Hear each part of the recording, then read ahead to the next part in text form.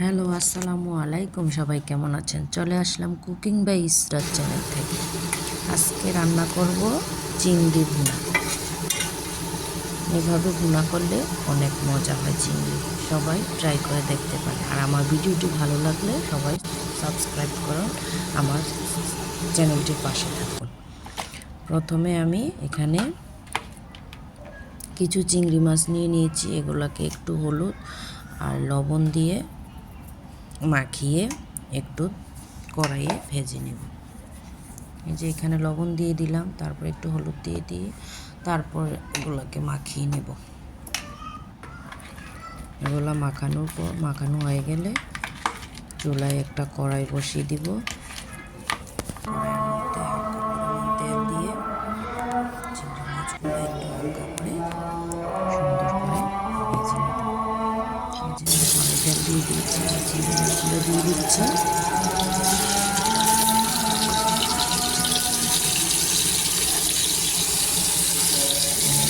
চিংড়ি মাছ দিয়ে তারপর হালকা করে উঠে নিয়ে পাল্টিয়ে ভেজে নেব।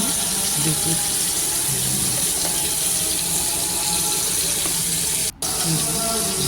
প্রায় ভাজা হয়ে গেছে, একটু ভাজা হয়ে গেছে। চিংড়ি মাছ দিয়ে দিচ্ছি, উল্টে পাল্টিয়ে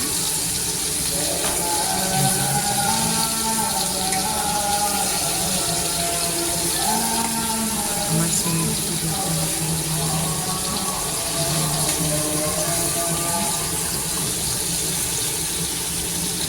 এই যে আমি চিংড়ি মাছগুলো ভেজে নিয়েছি। এবার এগুলোকে আমি একটু ভুনা করে নেব।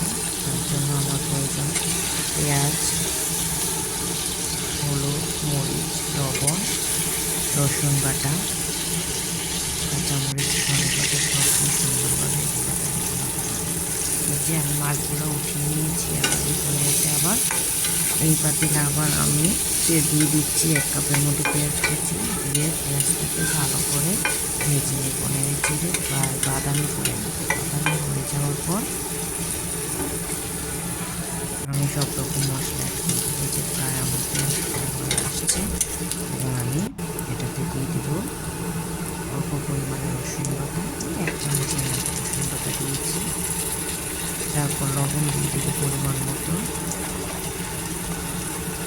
এবার দিয়ে দিব হলুদের গুঁড়া, 1 চামচ হলুদের গুঁড়া দিচ্ছি, 1 চামচ মরিচের গুঁড়া দিয়ে তারপর এবার এটাকে একটু পানি অ্যাড করব। তাহলে মশলাটা হয়ে যেতে পারে। পানি অ্যাড করার পর মশলাটা একটু ভালোভাবে কষিয়ে নেব। এই যে মশলার মধ্যে যতক্ষণ তেল ভেসে না ততক্ষণ ধরে আমি কষিয়ে নেব। এই যে দেখেন আমার মশলার মধ্যে তেল ভেসে উঠছে। এবার আমি চিংড়িগুলো দিয়ে আবার নেড়ে চেড়ে চিংড়িগুলোকে একটু ভালোভাবে মশলার সাথে মিক্স করে নেব। চিংড়িটা যদি একটু ভালো করে কষানো হয় তাহলে সত্যি অনেক মজা হয়।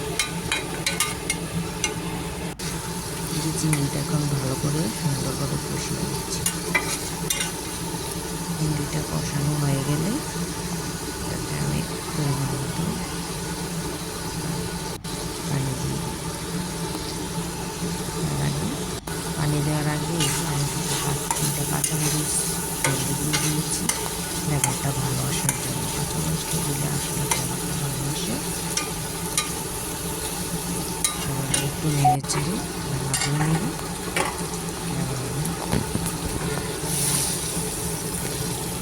আমি কিন্তু এটা শুকনো করে ভুনা করবো, বেশি ঝোল রাখবো না। যে আমি পানি দিয়ে দিয়েছি। এবার চুলার হিটটা হাই করে জাল করে নেব। যখন পানিটা কমে আসবে তখন ধনিয়া পাতা দিয়ে উঠিয়ে নেব। কাঁচামরিচ, ধনিয়া পাতা দিয়ে চিংড়ি মাছটা ভুনা করলে সত্যি অনেক মজা হয়। এই যে আমি ধনিয়া পাতা দিয়ে দিয়েছি। তরকারি প্রায় রান্না হয়ে গেছে। সবাই আমার চ্যানেলটি সাবস্ক্রাইব করবেন। আল্লাহ হাফেজ, টাটা।